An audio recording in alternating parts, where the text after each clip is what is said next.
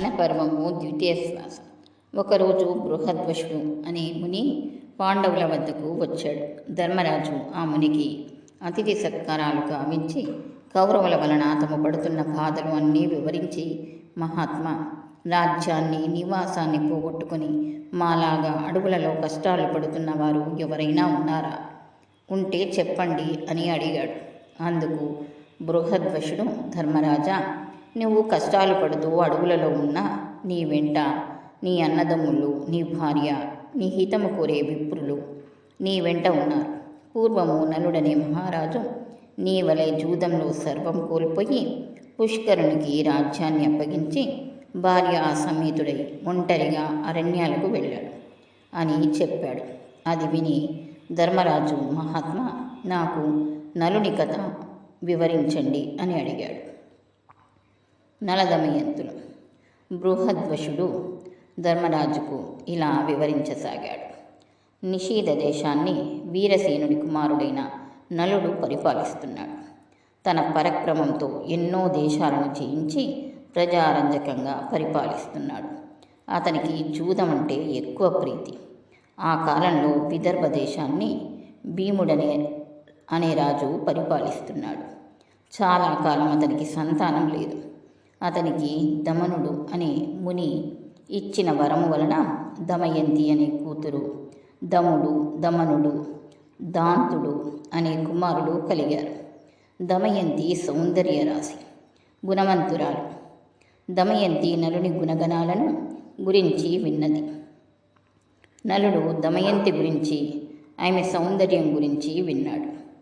ఇరువురి నడుమ ప్రేమ అంకురించింది. నలదమయంతుల మధ్య అంశరాయబారం. ఒకరోజు నలుడు ఉద్యానవనంలో ఉండగా అంశల గుంపు వచ్చి అక్కడ వాలింది. ఆ అంశలను చూసి ముచ్చటపడి నలుడు వాటిలో ఒకదానిని పట్టుకున్నాడు. మిగిలిన అంశలు తోటి అంశను విడిచి వెళ్ళలేక ఆకాశంలో తిరుగుతున్నాయి. నలునితో అతని చేతిలోని అంశ మానవ భాషలో ఇలా అన్నది: ఓ మహారాజా, నువ్వు దమయంతిని ప్రేమిస్తున్నావు. నేను దమయంతి వద్దకు వెళ్ళి నీ గురించి, నీ అందచందాల గురించి, గుణగణాల గురించి చెప్పి నీ మీద అనురాగం కలిగేలాగా చేస్తాను అని పలికింది. ఆ అంశ పలుకులు విని నలుడు ఆనందపడి దానిని విడిచిపెట్టాడు. ఇచ్చిన మాట ప్రకారం ఆ అంశ విదర్భ దేశానికి ఎగిరిపోయింది. అంతఃపురం ముందు విహరిస్తున్న అంశను చూసి దమయంతి ముచ్చటపడింది. చిలికత్తెల సహాయంతో దమయంతి ఆ అంశను పట్టుకుంది. ఆ అంశ దమయంతితో, దమయంతి, నేను నీ హృదయేశ్వరుడైన నలుని వద్ద నుండి వచ్చాను. నలుడు సౌందర్యవంతుడు, సంపన్నుడు, సద్గుణవంతుడు. నువ్వు సౌందర్యంలో, గుణంలో అతనికి తగిన దానివి. అతనికి భార్యవైతేనే నీకు రాణింపు అని పలికింది. దమయంతి, ఓ అంశ, నలుని గురించి నాకు ఎలా చెప్పావో అలాగే నలునికి నా గురించి చెప్పు అన్నది. ఆ అంశ అలాగే చేసింది. ఇలా ఇరువురికి ఒకరిపై ఒకరికి అనురాగం అధికమైంది. దమయంతి స్వయంవరం. నలదమయంతుల ప్రణయ విషయము దమయంతి చిలకెత్తుల ద్వారా తెలుసుకున్న భీమ మహారాజు కుమార్తెకు స్వయంవరము ప్రకటించాడు.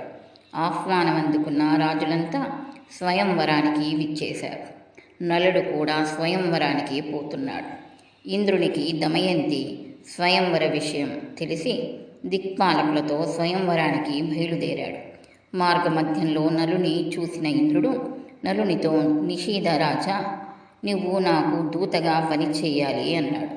నలుడు, అలాగే చేస్తాను. ఇంతకీ మీరెవరు? నేను మీకేమి చేయాలి అని అడిగాడు. ఇంద్రుడు నలునితో, నేను ఇంద్రుడను, వీరు దిక్పాలకులు. నువ్వు పొయ్యి దమయంతికి మా గురించి చెప్పి ఆమె మమ్ములను వరించేలా చెయ్యాలి అన్నాడు. నలుడు ఇంద్రునితో, అయ్యా, నీకిది ధర్మమా? నేను కూడా అదే పని మీద పోతున్నాను కదా అన్నాడు. ఇంద్రుడు నలునితో, నువ్వు మాకు మాటిచ్చావు కనుక ఈ కార్యం చేయవలసిందే. ఇది దేవతా కార్యం. నువ్వు చేయగలవు. మాట తప్పడం ధర్మం కాదు. మా మహిమ చేత అంతఃపురానికి వెళ్ళడానికి నీకు ఎవరూ అడ్డు చెప్పరు అన్నాడు. గత్యంతరం లేక నలుడు దమయంతి అంతఃపురంలో ప్రవేశించాడు. నలుడు దమయంతిని మొదటిసారిగా చూసి అంశ చెప్పిన దానికంటే దమయంతి సౌందర్యవతి అనుకున్నాడు. దమయంతి ఆమె చెలికత్తెలు నలుణ్ణి చూసి ఆశ్చర్యపోయారు. దమయంతి నలుణ్ణి చూసి, మహాత్మా, మీరెవరు? ఎక్కడి నుండి వచ్చారు? ఈ అంతఃపురంలో ఎవరికీ కనపడకుండా ఎలా ప్రవేశించారు అని అడిగింది. నలుడు దమయంతితో, నా పేరు నలుడు, నేను దేవదూతగా వచ్చాను. దిక్పాలకులు వారిలో ఒకరిని వరించమని నీకు చెప్పమని నన్ను పంపారు అన్నాడు. నలుని మాటలకు ఆమె మనసు కష్టపడింది. అయ్యా, నేను మానవకాంతను. నమస్కరించవలసిన దేవతలను వరించడం ధర్మమా? నాడు అంశ చెప్పినది మొదలు నిన్నే నా భర్తగా తలుచుకుంటున్నాను. నా తండ్రి భీమరాజు మిమ్ము ఇక్కడికి రప్పించడానికి స్వయంవరం ప్రకటించాడు.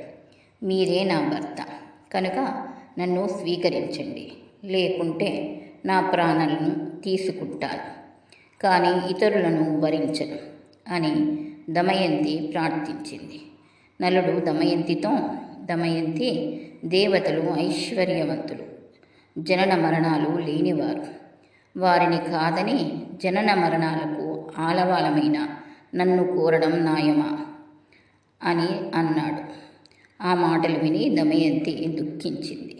ఆమె నలునితో, నేను ఒక ఉపాయం చెప్తాను. అందరి ముందు నేను దేవతలను ప్రార్థించి నిన్ను వివాహమాడతాను. అప్పుడు మీకు దేవతల మాట వినలేదన్న దోషము ఉండదు అన్నది. ఆ మాటలు నలుడు ఇంద్రునికి చెప్పాడు. ఇది విని దిక్పాలకులు, దమయంతి మమ్మల్ని ఎలా వరించదో చూస్తాము అని అందరూ నలుని రూపంలో స్వయంవరానికి వచ్చారు. స్వయంవర మండపంలో ఒకేసారి 5 నలులు కనిపించారు. దమయంతి వరమాల పట్టుకొని వచ్చింది. మనసులో ధ్యానించి, దేవతలారా, నలుణ్ణి గుర్తుపట్టడంలో నాకు సహకరించండి, మీ నిజ రూపాలతో ప్రత్యక్షమవ్వండి అని ప్రార్థించింది. వారు దమయంతిని కరుణించి తమ నిజ రూపాలతో ప్రత్యక్షమయ్యారు. నలదమయంతులకు వైభవోపేతకంగా వివాహం జరిగింది. ఇంద్రాది దేవతలు అనేక వరాలిచ్చి అనుగ్రహించారు. నలదమయంతులపై కలి ప్రభావం. దమయంతి స్వయంవరం చూసి దేవలోకం వెళుతుండగా దేవతలకు కలిపురుషుడు కనిపించాడు.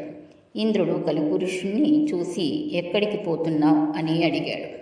భూలోకంలో జరుగుతున్న దమయంతి స్వయంవరానికి పోతున్నాను అన్నాడు. ఆ మాటలకు వారు నవ్వి, దమయంతి స్వయంవరం జరిగింది, ఆమె నలుణ్ణి వివాహమాడింది అన్నారు. కలికి కోపం వచ్చింది. నలుణ్ణి రాజభ్రష్టుణ్ణి చేసి వారిరువురికి వియోగం కల్పించాలని అనుకున్నాడు. నలుడు ధర్మాత్ముడు. కలి ప్రవేశానికి చాలా కాలానికి కానీ అవకాశం రాలేదు. ఒకరోజు నలుడు మూత్ర విసర్జన చేసి పాద ప్రక్షాళన చేయకుండా సంధ్యావందనం చేశాడు. ఆ శౌచాన్ని ఆధారం చేసుకుని కలి అతనిలో ప్రవేశించాడు. నలుని దాయాది అయిన పుష్కరుని వద్దకు వెళ్ళి నలుడికి జూద వ్యసనం ఉందని అతనితో జూదమాడి అతని రాజ్యాన్ని గెలవవచ్చని నమ్మబలికాడు. బ్రాహ్మణ వేషంలో కలి నలుని వద్దకు వెళ్ళి జూదానికి ఆహ్వానించాడు. జూదానికి పిలిస్తే పోకపోవడం ధర్మం కాదని నలుడు జూదమాడటానికి అంగీకరించాడు. జూదం మొదలైంది. నలుడు తన రాజ్యాన్ని, సంపదలను వరసగా పోగొట్టుకుంటున్నాడు. అయినా ఆడటం మానక సమస్తం పోయే వరకు ఆడాడు. దమయంతి దుఃఖించి, ఓడే కొద్దీ గెలవాలని పంతం పెరుగుతుంది, ఏమీ చెయ్యలేం అని సరిపెట్టుకుంది. పుష్కరుడు గెలవటం, నలుడు ఓడటం తథ్యమని గ్రహించిన దమయంతి తన కుమార్తె ఇంద్రసేనను, కుమారుడు ఇంద్రసేనుణ్ణి సారథితో విదర్భలో ఉన్న తండ్రి వద్దకు పంపింది. నలుడు తన రాజ్యాన్ని కోల్పోయి నగరం వెలుపల 3 రోజులు ఉన్నాడు. జూదంలో సర్వం పోగొట్టుకున్న నలుణ్ణి చూడటానికి ఎవ్వరూ రాలేదు. ఆకలికి తట్టుకోలేకపోయాడు. ఆకాశంలో ఎగురుతున్న పక్షులను పట్టడానికి తన పై వస్త్రాన్ని వాటి మీద విసిరాడు. ఆ పక్షులు ఆ వస్త్రంతో సహా ఎగిరిపోయాయి. నలుడు ఖేదపడి తన భార్య కొంగును పై వస్త్రంగా కప్పుకున్నాడు. ఆ దుస్థితికి తట్టుకోలేని నలుడు, దమయంతి, ఇక్కడ 4 మార్గాలు ఉన్నాయి. ఇది నీ పుట్టినిల్లు విదర్భ దేశానికి పోయే దారి. ఇది దక్షిణ దేశానికి పోయే మార్గం. ఇది కోసల దేశానికి పోయే మార్గం. ఇది ఉజ్జయినికి పోయే మార్గం. వీటిలో మనకు అనుకూలమైన మార్గమేదో చెప్పు. నువ్వు అడవులలో కష్టాలు పడలేవు. నీ తండ్రి ఇంటికి వెళ్ళి సుఖంగా ఉండు అని చెప్పాడు. అవును నాదా, మనము విదర్భకు వెళ్ళి సుఖంగా ఉంటాము అని చెప్పింది. నలుడు దమయంతి, మహారాజుగా విదర్భలో తిరిగిన వాడిని రాజభ్రష్టునిగా ఎలా రాగలను చెప్పు. అన్ని రోగాల కన్నా పెద్ద రోగం దుఃఖం. అందుకు భార్య పక్కన ఉండటం పరమ ఔషధం. అందుకని నువ్వు పక్కన ఉంటే ఎన్ని కష్టాలైనా సుఖాలుగానే ఉంటాయి అన్నాడు నలుడు. దమయంతి, నిజమే, అందుకనే నన్ను ఎప్పుడూ మీ వెంట ఉండటానికి అనుమతించండి అన్నది. అందుకు నలుడు అంగీకరించాడు. ఇలా వియోగం. ఒకరోజు అడవిలో నలుని తొడ మీద తల పెట్టుకుని దమయంతి నిద్రపోతూ ఉంది. ఆమెను చూసి నలుడు, ఈ సుకుమారి నాతో అడవులలో కష్టాలు పడుతుంది. నా వెంట ఉండటమే ఈమె కష్టాలకు కారణం. నేను లేకపోతే ఈమె పుట్టింటికి వెళ్ళి సుఖపడుతుంది అని మనసులో అనుకుని తను ధరించిన చీర భాగాన్ని చింపి పైన వేసుకుని ఆమెను వదలలేక విడిచి వెళ్ళాడు. నిద్ర లేచిన దమయంతి భర్త లేకపోవడం చూసి దుఃఖించింది. భర్తను తలుచుకుంటూ అడవిలో తిరుగుతున్న దమయంతిని ఒక కొండ చిలువ పట్టుకుంది. భయంతో దమయంతి కేకలు వేసింది. ఆ కేకలు విని ఒక కిరాతకుడు తన కత్తితో ఆ కొండ చిలువను చంపి దమయంతిని రక్షించాడు. ఆ కిరాతకుడు దమయంతి గురించి తెలుసుకున్నాడు. ఆమె నిస్సహాయతను తెలుసుకొని ఆమెను తాకబోవగా దమయంతి అతన్ని భస్మం చేసింది.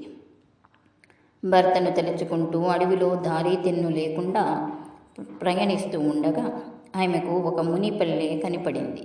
అక్కడ ఆమె మునిశ్రేష్ఠులను చూసింది. మునులు దమయంతిని చూసి, అమ్మా, నువ్వు ఎవరు? ఒంటరిగా ఎందుకు తిరుగుతున్నావు అని అడిగారు. సమాధానంగా దమయంతి, మునిపుంగవులారా, నేను నలచక్రవర్తి భార్యను. నా పేరు దమయంతి. విధివశంతో నా భర్త నన్ను విడిచి వెళ్ళాడు. నాకు వారి జాడా చెప్పగలరా? నేను భర్త లేనిదే జీవించలేను అని అడిగింది. మునులు, అమ్మ, నీకు త్వరలోనే భర్త సహగమము జరుగుతుంది, చింత పడకుము అని చెప్పి వెళ్ళారు. దమయంతి పిచ్చిదానిలా భర్తను వెతుక్కుంటూ ఆ అడవిలో తిరుగుతూ ఉంది. ఇంతలో అటుగా పోతున్న బాటసారులు ఆమెను చూసి వచ్చారు. కొందరు ఆమెను పిచ్చిది అని ఎగతాళి చేశారు. కొందరు ఆమెకు మొక్కారు. వారిలో ఉన్న వ్యాపారి ఆమెను గురించి తెలుసుకొని, అమ్మ, నేను నలుడిని చూడలేదు, కానీ మేము చేది దేశానికి వెళుతున్నాము అన్నాడు. దమయంతి వారితో, నేను కూడా మీ వెంట వస్తాను అన్నది. ఆ వ్యాపారి ఆమెను తన వెంట తీసుకువెళ్ళాడు. వారు అడవి మార్గంలో రాత్రివేళ నిద్రిస్తున్న సమయంలో ఒక ఏనుగుల గుంపు వారిలో చాలామందిని తొక్కివేసింది. వారిలో చాలామంది మరణించడం చూసి దమయంతి తన దురదృష్టానికి దుఃఖించింది. తనను చంపలేదని రోధిస్తున్న ఆమెను కొందరు బ్రాహ్మణులు ఓదార్చి ఆమెను తమ వెంట సుబాహు నగరానికి తీసుకువెళ్ళారు. చేది దేశ రాజధాని సుబాహుపురం చేరింది. ఒళ్లంతా దుమ్ముతో వీధిలో వెళుతున్న దమయంతిని రాజమాత చూసి దాసీలను పంపి దమయంతిని అంతఃపురానికి పిలిపించింది. రాజమాత దమయంతితో, అమ్మ, నిన్ను చూస్తుంటే రాచకల ఉట్టిపడుతుంది. నువ్వు ఎవరు అని అడిగింది. దమయంతి, అమ్మ, నా భర్త జూదంలో రాజ్యం పోగొట్టుకున్నాడు. నన్ను అడవిలో ఒంటరిగా విడిచి వెళ్ళాడు. అతన్ని వెతుకుతూ తిరుగుతున్నాను అని చెప్పింది. రాజమాత, అమ్మ, ఇంక నుండి నువ్వు నా దగ్గర సైరేంద్రిగా ఉండు. నీకు ఏ లోటు రాకుండా నేను చూస్తాను. నీ భర్తను వెతికిస్తాను అని చెప్పింది. దమయంతి అందుకు అంగీకరించి, అలాగే ఉంటాను, కానీ నేను సైరేంద్రిగా ఎవరి ఎంగిలి తినను, పరులకు కాళ్ళు పట్టను, పరపురుషులతో మాట్లాడను. కేవలం నా భర్తను వెతుకుతూ వెళ్ళే బ్రాహ్మణులతో మాత్రం మాట్లాడుతాను అని చెప్పింది. రాజమాత అంగీకరించి తన కుమార్తె సునంద వద్దకు పంపింది. దమయంతి అక్కడే ఉండిపోయింది. కృతరూపుడగుట. దమయంతిని వదిలి వెళ్ళిన నలుడు అడవిలో ప్రయాణిస్తుండగా అడవి అంతటా దావానంలా మంటలు వ్యాపించాయి. ఆ మంటల మధ్య నుండి రక్షించండి, రక్షించండి అన్న అర్తనాదం వినిపించింది. ఆ అర్తనాదం విని నలుడు అగ్నికీలల నడుమ ఉన్న నాగకుమారుణ్ణి రక్షించాడు. ఆ పాము నలుణ్ణి కాటు వేసింది. పాము కాటుకు నలుడు వికృత రూపుడయ్యాడు. అప్పుడు ఆ పాము తన నిజరూపంతో ప్రత్యక్షమయ్యి నలునితో, నలమహారాజా, నా పేరు కర్కోటకుడు. నేను నిన్ను కాటు వేశానని భయపడకు. ఇంక నిన్ను ఎవ్వరూ గుర్తించరు. పాము కాటు నిన్ను ఏమీ చెయ్యదు. నీ రాజ్యం నీకు ప్రాప్తిస్తుంది. నీ భార్య నీకు దక్కుతుంది. నీకు ఎప్పుడు నిజరూపం కావాలన్నా నన్ను తలుచుకుంటే నీ వద్దకు ఒక వస్త్రం ఎగురుతూ వస్తుంది. దానిని కప్పుకుంటే నీ పూర్వాకృతి వస్తుంది. నీకు మరొక విషయం చెప్తాను. ఇక్కడికి దగ్గరలో ఇక్ష్వాకు వంశస్థుడైన ఋతుపర్ణుని రాజ్యం ఉంది. నువ్వు అక్కడికి వెళ్ళు. బాహుకుడు అనే పేరుతో అతని వద్ద రథసారథిగా చేరు. నువ్వు అతనికి అశ్వహృదయం అనే విద్యను ఇచ్చి అతని నుండి అక్షహృదయం అనే విద్యను గ్రహించు అని చెప్పి కర్కోటకుడు వెళ్ళాడు. నలుడు ఋతుపర్ణుని వద్ద సారథిగా చేరాడు. అలాగే వంటశాలలో చేరి రుచికరమైన వంటలు వండి పెట్టసాగాడు. నలునికి జీవలుడు సహాయకుడిగా ఉన్నాడు. ఎక్కడ ఉన్నా నలుడు ఎప్పుడూ దమయంతిని తలచి దుఃఖిస్తూ ఉండేవాడు. ఒకరోజు నలుడు దమయంతిని తలుచుకొని దుఃఖిస్తుండగా జీవలుడు విని, ఈ వికృత రూపి ప్రియురాలు ఎంత వికృత రూపంతో ఉంటుందో అనుకుంటూ నలుని దగ్గరకు వచ్చి విషయమేమిటని అడిగాడు. అందుకు నలుడు జీవలునితో, అయ్యా, నాకు ఒక ప్రేయసి కూడానా? నాకు తెలిసిన ఒక సైనికుడు తన ప్రేయసిని గురించి దుఃఖిస్తుండగా చూశాను. అతనిని అనుకరిస్తూ ఏడుస్తున్నాను అన్నాడు. దమయంతి విదర్భ దేశమునకు చేరుట. విదర్భ దేశంలో ఉన్న భీమునికి నలుని విషయాలు తెలిసాయి. తన కూతురు, అల్లుడు ఏమయ్యారు అని పరితపించాడు. వారిని వెతకడానికి నలువైపులా బ్రాహ్మణులను పంపించాడు. ఎన్నో బహుమానాలు ప్రకటించాడు. చేది దేశం చేరిన బ్రాహ్మణుడు దమయంతి నుదుటన ఉన్న పుట్టుమచ్చని చూసి ఆమెను గుర్తించాడు. అతడు దమయంతితో, అమ్మా, నేను నీ తండ్రి వద్ద నుండి వస్తున్నాను.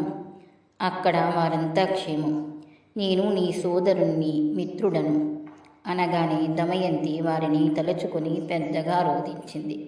అది చూసిన రాజమాత ఆ బ్రాహ్మణుణ్ణి చూసి, బ్రాహ్మణోత్తమ, ఈమె ఎవరి భార్య, ఎవరి కూతురు, ఇలా ఉండటానికి కారణమేమిటి అని అడిగింది. అందుకు అతడు, అమ్మా, ఈమె విదర్భరాజు కుమార్తె నలచక్రవర్తి భార్య. ఈమె పేరు దమయంతి. అతడు విధివశాత్తు రాజ్యాన్ని పోగొట్టుకొని అడవుల పాలయ్యాడు. భీముని ఆజ్ఞపై ఈమెను వెతుకుతూ ఇక్కడికి వచ్చి ఈమెను గుర్తించాను అన్నాడు. అది విని దమయంతిని కౌగలించుకున్న రాజమాత, దమయంతి, నువ్వు నాకు పుత్రికా సమానురాలివి. నేను నీ తల్లి దాశర్ణరాజు కుమార్తెలం. నీ తల్లి విదర్భరాజును వివాహమాడింది. నేను వీరబాహును వివాహమాడాను అన్నది. అందుకు అందరూ ఆనందపడ్డారు. దమయంతి బ్రాహ్మణునితో పుట్టింటికి ప్రయాణం అయ్యింది. దమయంతికి ద్వితీయ స్వయంవరం ప్రకటించుట. రాజసౌధంలో ఉన్న దమయంతి భర్త వియోగంతో బాధపడుతూనే ఉంది. ఆమె తన తండ్రితో, నా భర్తను తక్షణం వెతికించండి, ఆయన లేకుండా నేను బతకలేను అన్నది. భీముడు వెంటనే బ్రాహ్మణులను పిలిచి నలునిని వెతకమని చెప్పాడు. వారితో దమయంతి ఇలా చెప్పింది, నా భర్త ఇప్పుడు రాజభ్రష్టుడు కనుక మారువేషంలో ఉంటాడు. మీరు వెళ్ళిన రాజ్య సభలలో ఈ విధంగా ప్రకటించండి, నువ్వు సత్యసంధుడు, కానీ నీ సతిని వంచావు. ఆమె సగం వస్త్రము ధరించి వెళ్ళావు. అలా చెయ్యడం ధర్మమా? నాపై కరుణ చూపు అని చెప్పండి. ఈ మాటకు ఎవరైనా రోషపడి బదులిస్తే నా వద్దకు వచ్చి చెప్పండి అన్నది. అలా నలుణ్ణి వెతకడానికి వెళ్ళిన వారంతా నలుని జాడ తెలుపకపోయినా వారిలో పర్ణాదుడు అనే విప్రుడు దమయంతితో, అమ్మా, నేను ఋతుపర్ణుని రాజ్యంలో నువ్వు చెప్పినట్లే చెప్పాను. అక్కడ ఒక కురూపి వంటవాడు సారథి అయిన బాహుకుడు అనేవాడు నన్ను రహస్యంగా కలుసుకొని, అయ్యా, భర్త కష్టాలలో ఉన్నా సహించి ఆదరించే భార్య ఇహలోకంలోనూ పరలోకంలోనూ సుఖపడుతుంది అన్నాడు. ఆ విషయం దమయంతితో చెప్పాడు. దమయంతి ఆలోచించగా అతడు నలుడు కాకపోతే అలా ఎందుకు బదులిస్తాడు అనుకుంది. తన అనుమానం దృఢపరచుకోవడానికి తల్లి అనుమతితో సుదేవుడు అనే బ్రాహ్మణుణ్ణి పిలిపించింది. సుదేవా, నువ్వు ఋతుపర్ణుని రాజ్యానికి వెళ్ళి, రాజా, భీముడు తన అల్లుని కొరకు వెతికించినా ఫలితం లేదు కనుక ద్వితీయ స్వయంవరం ప్రకటించాడు. భూమండలంలోని రాజులంతా వస్తున్నారు. మరునాడే స్వయంవరం కనుక వెంటనే బయలుదేరు అని చెప్పు అని చెప్పి పంపింది. సుదేవుడు ఋతుపర్ణునితో దమయంతి చెప్పమన్నట్లే చెప్పాడు. ఇప్పుడు స్వయంవరానికి బయలుదేరుట. దమయంతి బ్రాహ్మణుని ద్వారా పంపిన సందేశం విని ఋతుపర్ణుడు స్వయంవరానికి వెళ్ళాలని అనుకున్నాడు. ఒక్కరోజులో విదర్భను చేరటం ఎలా అనుకుని సారథి అయిన బాహుకుణ్ణి పిలిచి, బాహుక, దమయంతి ద్వితీయ స్వయంవరం ప్రకటించారు. నాకు చూడాలని ఉంది. ఒక్కరోజులో మనము విదర్భకు వెళ్ళాలి. నీ అశ్వ సామర్థ్యం ప్రకటించు అన్నాడు. సరే అని చెప్పిన బాహుకుడు మనస్సు కలతకు గురైంది. నేను అడవిలో నిర్దాక్షిణ్యంగా వదిలి రాబట్టి కదా దమయంతి రెండవ స్వయంవరం ప్రకటించింది. అవివేకులైన పురుషులు తాము ఏమి చేసినా భార్య ప్రేమిస్తుందని అనుకుంటారు. కానీ అది నిజం కాదు. నా మీద కలిగిన కోపంతో దమయంతి ఇలా చేసింది అని దుఃఖించాడు. అయినా దమయంతి ప్రతివ్రత, 2 పిల్లల తల్లి. ఈ విధంగా రెండో పెళ్లి చేసుకుంటుందా ఏమో, ఆ వింత చూస్తాను అని మనసులో అనుకున్నాడు. వెంటనే రథానికి గుర్రాలను కట్టి విదర్భకు ఋతుపర్ణుని తీసుకొని ప్రయాణం అయ్యాడు. ఋతుపర్ణునికి రథం పోయే వేగం చూస్తుంటే అది సూర్యుని రథంలా, బాహుకుడు అనురుడిలా అనిపించాడు. పక్కనే ఉన్న వార్ష్ణేయుడికి అదే సందేహం కలిగింది. భూలోకంలో నలునికి మాత్రమే ఇలాంటి నైపుణ్యం ఉంది. కానీ ఈ కురూపి నలుడెలా అవుతాడు అని మనసులో అనుకున్నాడు. ఇంతలో ఋతుపర్ణుని ఉత్తరీయం జారి కింద పడింది. బాహుక, రథమాపు, వార్ష్ణేయుడు దిగి ఉత్తరీయము తీసుకువస్తాడు అన్నాడు. బాహుకుడు, మహారాజా, మనము ఆమడ దూరం వచ్చేశాం. అంత దూరం నడుచుకుంటూ ఎలా తీసుకురాగలడు అన్నాడు. అతని రథ సామర్థ్యానికి ఋతుపర్ణుడు ఆశ్చర్యచకితుడయ్యాడు. తన పరిజ్ఞానాన్ని బాహుకునికి చూపించాలన్న ఆసక్తి కలిగింది. అంతలో రథం ఒక పెద్ద వృక్షాన్ని దాటింది. ఋతుపర్ణుడు బాహుకునితో, బాహుక, ఆ వృక్షంలో ఎన్ని కాయలు, ఎన్ని పూలు, ఎన్ని ఆకులు ఉన్నాయో నేను చెప్పగలను అని అన్నాడు. బాహుకుడు, చెప్పండి మహారాజా అని అడిగాడు. ఋతుపర్ణుడు చెప్పాడు.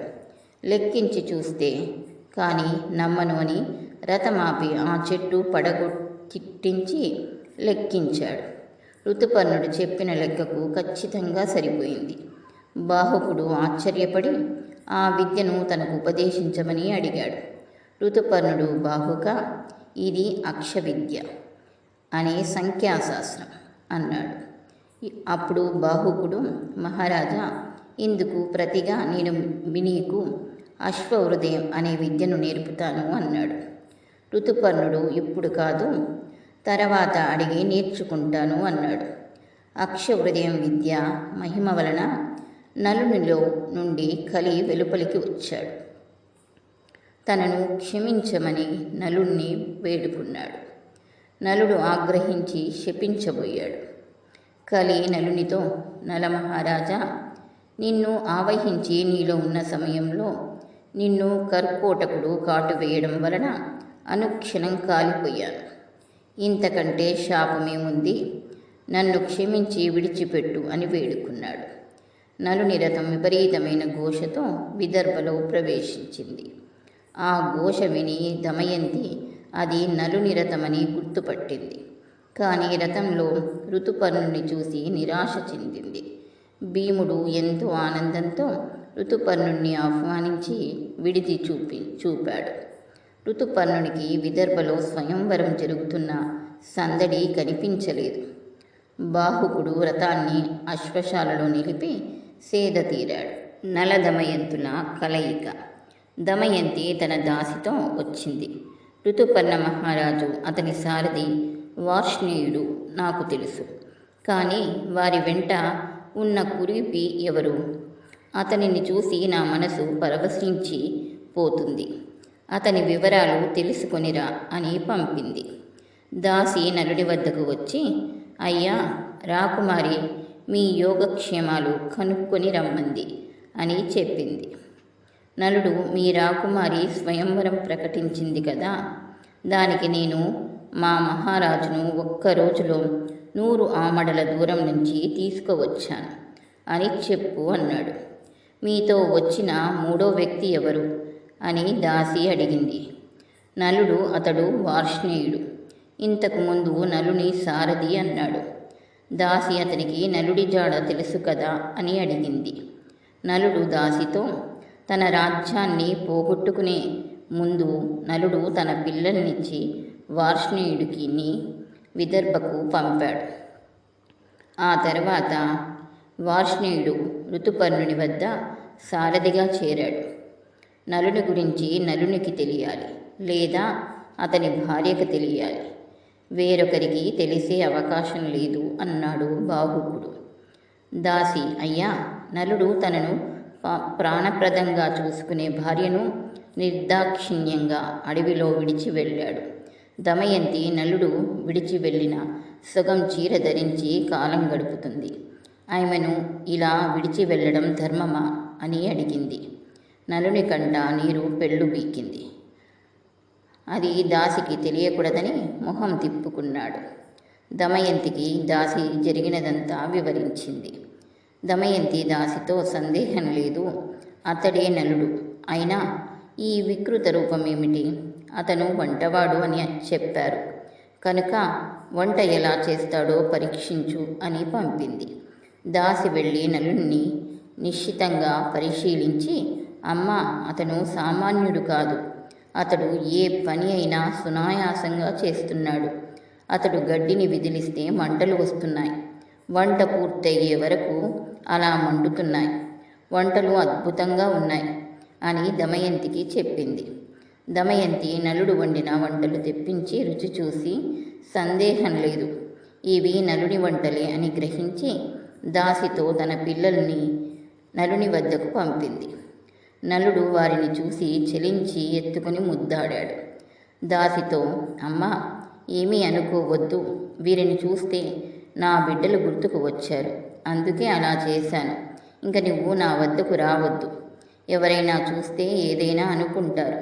అయినా మేము విదేశాల నుండి వచ్చిన అతిథులం. మాతో నీకేం పని అన్నాడు. ఇది విని దమయంతి సంతోషపడి తన తల్లి వద్దకు వెళ్ళి ఋతుపర్ణుని సారథిగా వచ్చిన కురీపి బాహుకుడే నలుడు. అమ్మా, అతను ఇక్కడకు వస్తాడా, నేను అక్కడకు వెళ్ళాలా, నువ్వే నిర్ణయించు అని అడిగింది. భీమరాజు అనుమతితో ఆమె బాహుకుణ్ణి దమయంతి వద్దకు రప్పించింది. దమయంతి నలుణ్ణి చూసి, అయ్యా, నిస్సహాయంగా ఉన్న నన్ను నా భర్త నలమహారాజు నట్టడివిలో నిర్దాక్షిణ్యంగా వదిలి వెళ్ళాడు. అలా సంతానవతినైనా నన్ను విడిచిపెట్టడం ధర్మమా? అలా చేయడానికి నేనేమి అపకారం చేశాను? అగ్ని సాక్షిగా విడవను అని నాకు ప్రమాణం చేసిన భర్త అలా చేయవచ్చా అని దుఃఖించింది. నలుడు, సాధ్వి, ఆ సమయంలో నన్ను కలి ఆవహించి ఉన్నాడు. అందువలన నేను అలా చేశాను. జూదంలో సర్వం పోగొట్టుకొని బాధలు పడుతున్న నేను నాతో పాటు బాధలు పడుతున్న నీ బాధను సహించలేక నిన్ను విడిచి వెళ్ళాను. అలా చేస్తే నువ్వైనా నీ తండ్రి ఇంటికి వెళ్ళి సుఖంగా ఉంటావని అలా చేశాను. నీపై అనురాగంతో మిమ్మల్ని చూడటానికే నేను ఇక్కడకు వచ్చాను. మరొక భర్త కోసం స్వయంవరం ప్రకటించడం కుల స్త్రీలకు తగునా? అలా ఎందుకు చేశావు? అందుకే కదా ఋతుపర్ణుడు వచ్చాడు. ఇది ధర్మమా అని దమయంతిని అడిగాడు. దమయంతి, నాదా, నేను మీకోసం గాలిస్తూ పంపిన విప్రులలో అయోధ్యకు వెళ్ళిన విప్రుడు మిమ్ములను గుర్తించాడు. మిమ్మల్ని రప్పించుటకే ఇలా చేశాను. మీరు కాక ఇంకెవరు 100 యోజనముల దూరము ఒక్క రోజులో ప్రయాణించగలరు? నాలో ఎటువంటి పాపపు తలంపు లేదు అని మీ పాదములు అంటి నమస్కరించి ప్రమాణం చేస్తున్నాను అని దమయంతి నలుని పాదాలకు నమస్కరించింది. వెంటనే ఆకాశం నుండి వాయుదేవుడు నలచక్రవర్తి, ఈమె పవిత్రురాలు, ప్రతివ్రత, నేను సూర్యుడు చంద్రుడు, ఈమె సౌశల్యం కాపాడుతున్నా అని పలికాడు. నలుడు కర్కోటకుని స్మరించాడు. వెంటనే ఒక వస్త్రం వచ్చింది. అది ధరించగానే నలునికి ఇంద్ర తేజస్సుతో సమానమైన మనోహరమైన పూర్వరూపం వచ్చింది. దమయంతిని పరిగ్రహించాడు. దమయంతుడు రాజ్యాన్ని పొందుట. నలుడు విదర్భలో 1 మాసం ఉండి తన రాజధానికి వెళ్ళి పుష్కరుణ్ణి కలిశాడు. నలుడు పుష్కరునితో, పుష్కరా, జూదమాడటం నీకు ప్రియం కదా? నేను నా భార్య దమయంతిని పన్నంగా పెడతాను. నువ్వు నీ సర్వస్వం పెట్టి నాతో ఆడుతావా, లేదా నాతో యుద్ధం చేయి. ఎవరు గెలిస్తే వారిదే రాజ్యం. నీకేది ఇష్టమో నిర్ణయించుకో అన్నాడు. పుష్కరుడు జూదప్రియుడు, పైగా ఒకసారి జూదమాడి గెలిచాడు కనుక అతడు నలునితో నేను జూదమే ఆడుతాను అన్నాడు. నలుడు పుష్కరునితో జూదమాడి రాజ్యాన్ని గెలుచుకున్నాడు. పుష్కరునితో, పుష్కరా, నేను ఇదివరకు నీతో జూదమాడినప్పుడు నన్ను కలి ఆవహించి ఉన్నాడు కనుక ఓడిపోయాను. నీ బలము వలన కాదు, నువ్వు నా పినతండ్రి కుమారుడివి కనుక నిన్ను ఏమీ చెయ్యను, వెళ్ళు అని చెప్పి పంపాడు.